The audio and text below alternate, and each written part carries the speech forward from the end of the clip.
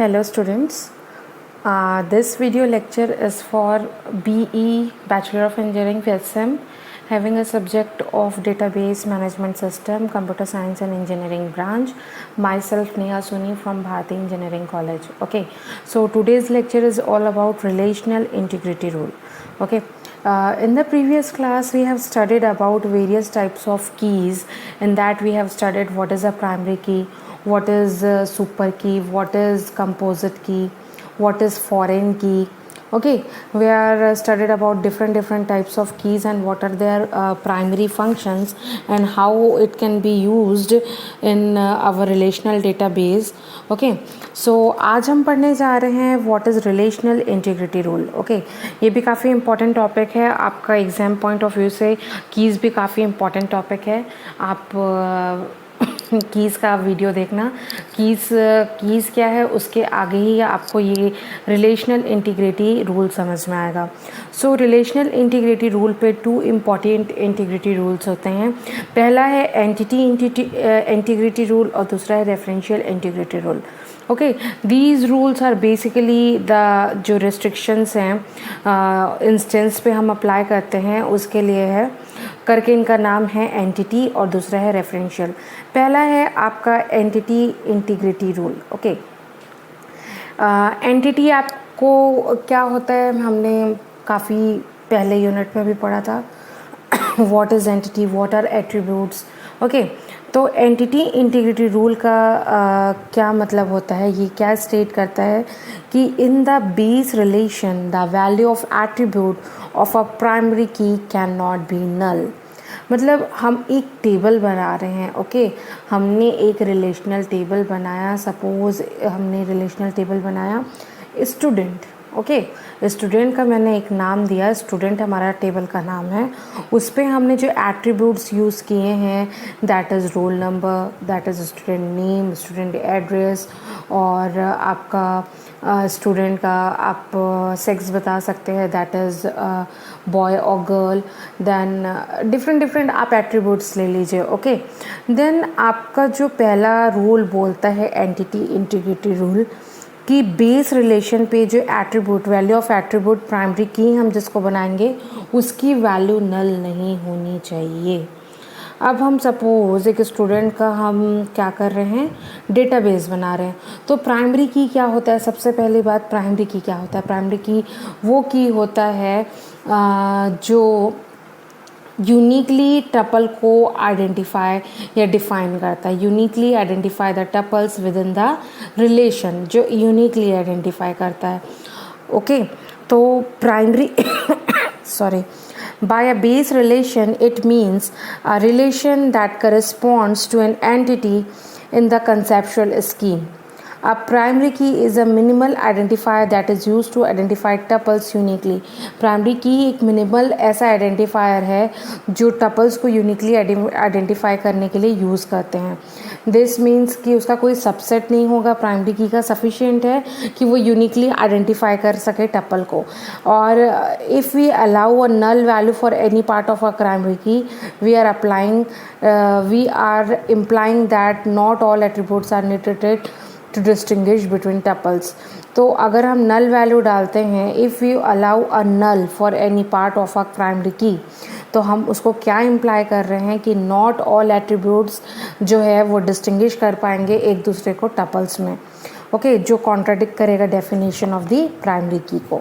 तो ये समझ में आया कि हम रिलेशनल इंटीग्रिटी रूल पढ़ रहे हैं कि रिलेशनल टेबल पे क्या दो रूल पढ़ेंगे. पहला है एंटिटी और दूसरा है referential. Entity relationship integrity rule क्या बोल रहा है कि बेस रिलेशन जो रहेगा, जो वैल्यू ऑफ एट्रीब्यूट जो प्राइमरी की डिफाइन करेगा उसका वैल्यू नल नहीं होना चाहिए.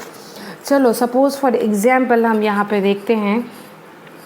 For example there is a student relation as a given below. या देखो यहाँ पे एग्जाम्पल जो लिए हैं स्टूडेंट लिए हैं. तो स्टूडेंट आपका टेबल का नाम है और उसमें हम क्या क्या एट्रीब्यूट्स यूज़ किए हैं, roll number, name, address, age, sex. तो रोल नंबर जो आपका है the attribute with underline that is a primary key. तो जो रोल नंबर है, if roll number of the student is the primary key of the table then we should not able to insert a tuple into the student relation that is a null for the roll number attribute. तो हम ऐसा कोई null value attribute पे मतलब roll number पे आप null value store नहीं कर सकते। If user tries to do so, then RDBMS reports an error message। अगर अपन कुछ करते हैं कि उसको नल वैल्यू स्टोर करा देते हैं तो जो RDBMS है आपको क्या करेगा, एरर मैसेज शो करेगा। अब बात ये आती है कि व्हाट आर द नल और अननोन वैल्यूज़। नल और अननोन वैल्यूज़ होते क्या हैं? तो a null value represents a value for an attribute that is currently unknown और is not applicable for the tuple. मतलब एक नल वैल्यू क्या रिप्रेजेंट कर रहा है, that value for an attribute that is currently unknown, जो हमको पता नहीं है और वो एप्लीकेबल नहीं है टपल के लिए। A null can be taken to mean the logical value that is unknown. Okay, null are a way to deal with incomplete and exceptional data। जब incomplete और exceptional data रहता है वहाँ पे null का हम use करते हैं। Also note that null is not the same as zero numeric value, ये ज़ीरो के बराबर नहीं होता। और text string field with spaces और ज़ीरो और spaces and spaces are value, but null represents क्या रिप्रेजेंट करता है, absence of a value. Okay, अब यहाँ पे समझिए जो नल वैल्यू है या अननोन वैल्यू है वो क्या है। नल वैल्यू का मतलब ये नहीं कि आप ज़ीरो से या स्पेस से उस जगह को एलोकेट करते हैं, उसका मतलब ये है कि वहाँ पे आप क्या कर रहे हैं, बट वहाँ पे नल क्या रिप्रेजेंट कर रहा है, वहाँ पे आप वैल्यू को प्रेजेंट नहीं कर रहे हैं, एब्सेंस कर रहे हैं। Hence null should be treated differently from other values. तो a null value represents a value for an attribute that is currently unknown रहता है या not applicable to the tuple. Okay, usually RDBMS displays blank if the data in a particular row and column is missing, that is not proper। Can't we use a term like not applicable here, because then somewhere we will have null and somewhere not applicable, which results in semantic and syntactic errors। These leads to practical problem। तो हम क्या करते हैं, blank space वहाँ पे छोड़ देते हैं। देन आपका है रेफरेंशियल इंटीग्रिटी रूल। ओके, तो आपको पहले समझ में आया एंटिटी इंटीग्रिटी रूल क्या हुआ कि आप जो प्राइमरी की बनाएंगे उस पर नल वैल्यू नहीं होनी चाहिए। देन आपका है रेफरेंशियल इंटीग्रिटी रूल। ये क्या स्टेट करता है कि इफ़ फॉरेन की एग्जिस्ट होता है इन अ रिलेशन, अगर फॉरेन की एग्जिस्ट होता है रिलेशन पे, तो either the foreign key value must match a candidate key value of some tuple in its home relation or the foreign key value must be wholly null। Okay, अब बात आती है कि फॉरेन की और कैंडिडेट की क्या होता है। चलो एक बार मैं रिवाइज कर देती हूँ। देखो यहाँ पे दिया है कि आपका कैंडिडेट की क्या होता है। सबसे पहले देखते हैं candidate key. Okay, when more than one और group of attributes serve as unique identifier. Primary क्या होता है, सिंगल एक चीज़ को हम लेके यूनिकली आइडेंटिफाई करते हैं टपल को। इसमें बोल रहा है कि एक या एक से ज़्यादा एट्रीब्यूट्स का ग्रुप बना के उसको यूनिक आइडेंटिफायर बनाते हैं, उसको हम बोलते हैं कैंडिडेट की। फॉर एग्जाम्पल अगर हम ले यहाँ पे तो name and class can be unique, this will be a candidate key if and only if name is not equal to unique and class आपका यूनिक नहीं होना चाहिए। ओके, इसको हम बोलते हैं कैंडिडेट की। और आपका आता है फॉरेन की। फॉरेन की क्या है, as we already studied the concept of master parent tables. Okay, तो फॉरेन की क्या बोलता है, we said that column in the child table that references a primary key of the parent table is a foreign key. For example अगर ये student address है, roll number, name, address, place, pin. Now consider another transaction child table जो है आपका student marks का, with following attributes roll number, subject, marks, date। then roll number of column student address table is a primary key, whereas the roll number of student mark table is a foreign key। इस चीज़ को गौर किए आप, मैंने 2 example लिया, ये आपका master table है, ये आपका चाइल्ड टेबल है। दोनों में क्या है, एक में है आपका जो रिलेशन है स्टूडेंट एड्रेस है और एक का रिलेशन है स्टूडेंट मार्क्स। स्टूडेंट के एड्रेस पे roll number, name, address, pin दिया हुआ है और स्टूडेंट मार्क्स पे भी roll number, subject, marks, date. तो जो स्टूडेंट एड्रेस का रोल नंबर है वो आपका प्राइमरी की है और स्टूडेंट मार्क्स का जो रोल नंबर है वो आपका क्या है, फॉरेन की। नोट दैट द फॉरेन की provides a method of maintaining integrity in the data and for navigation between different instances of entity. Okay, इस चीज़ को ध्यान कर रखना। ओके तो आपका रेफरेंशियल इंटीग्रिटी रूल क्या बोलता है, ये स्टेट करता है कि अगर फॉरेन की एग्जिस्ट है किसी रिलेशन पे तो either foreign key value must match a candidate key value in some tuple in its home relation or the foreign key value must be wholly null. So it is a property that guarantees that the value from one column dependent on values in another column. तो ये क्या guarantee कर रहा है कि एक value जो column का है वो क्या है, डिपेंड हो रहा है अनदर कॉलम पे। This property can be enforce through this rule. For example अगर हम लेते हैं, if we try to create table to store student data, normally all student is not stored in a single table. Data is data that is permanent like his or her birth, address, name stored. One table referred to the master table and parent table और parent table बोल सकते हैं. This will contain only one record of every student, and the another hand the marks table will have a transaction table और child table. Okay, जैसे यहाँ पे student address आपका जो master table है parent table है और student marks आपका transaction और child table है. तो student address का जो table है roll number, name, address, place and pin, और आपका स्टूडेंट मार्क्स का है roll number, subject, exam, date और marks. Now the student marks table contain a row for the roll number 5, है ना. अब यहाँ पे देखो मार्क्स टेबल जो है, now the student marks table contain a row for roll number 5. Now no, certainly not. Okay, ऐसा नहीं है. This is because roll number 5 does not exist in the parent table. यहाँ पे भी 4 है, यहाँ पे भी 4 है.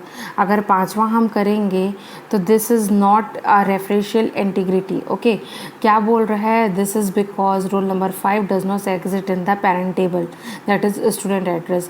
तो this is a referential integrity which ensures that there are no rows in the child table if there is no reference for its master और पेरेंट टेबल. मतलब अगर आपके चाइल्ड टेबल में कोई भी रोज़ ऐसा इंश्योर नहीं करता जो आपके रेफरेंस मतलब आपके मास्टर टेबल पे हो, देन इस चीज़ को हम क्या बोलते हैं, referential integrity. Another question is, can we delete the row of roll number 2. अगर हम row of roll number 2 from the student address मतलब मास्टर टेबल से, तो क्या हो जाएगा, नो. इसका भी आंसर आपका नो है, क्योंकि because roll number is dependent on the child table marks, है ना. तो वो चाइल्ड टेबल के उस पर डिपेंडेंट रहेगा क्योंकि आपका रोल नंबर दोनों का कॉमन है. तो इस चीज़ को ध्यान रखें. But please note that we can delete the roll number is equal to 4 from the student master as there is no dependent in the child table student marks.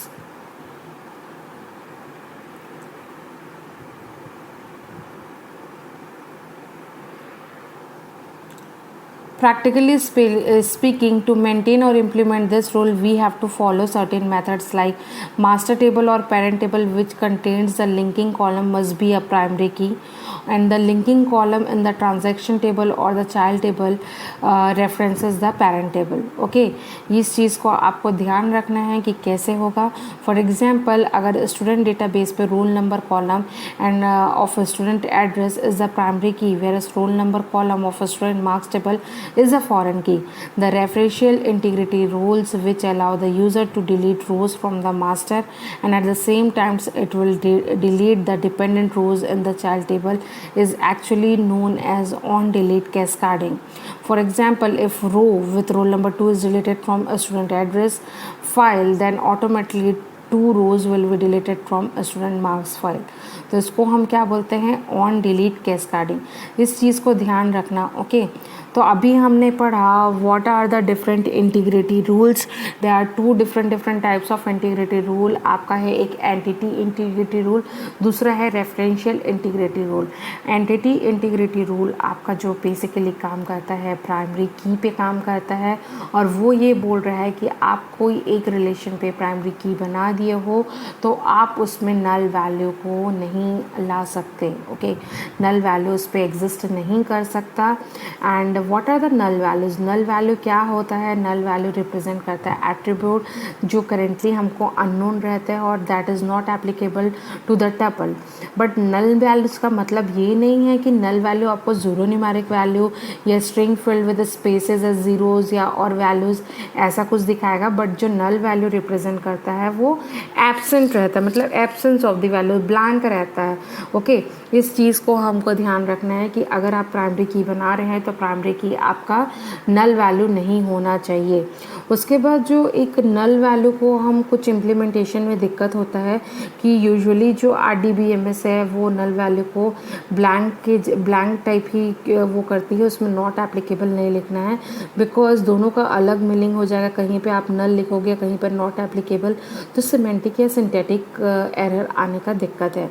Then है आपका referential integrity rule. Referential integrity rule की बात करें तो वो आपका बात किया foreign key मतलब if a foreign key exists in a relation then either the foreign key value must watch a candidate key value of tuple or its home relation or the foreign key must be fully null। इसका मतलब ये है कि referential integrity ensure करता है that there is no rows in the transaction और child table if there is no reference for it in the master table. Okay, और हम ऑन डिलीट कैस्केडिंग एक चीज़ आई है referential integrity which allows the user to delete rows from the master at the same time it will delete the dependent rows in the child table. Okay, तो आज का हमारा क्लास था about integrity rules. Next class में हम देखते हैं और आगे की चीज़ें। Thank you.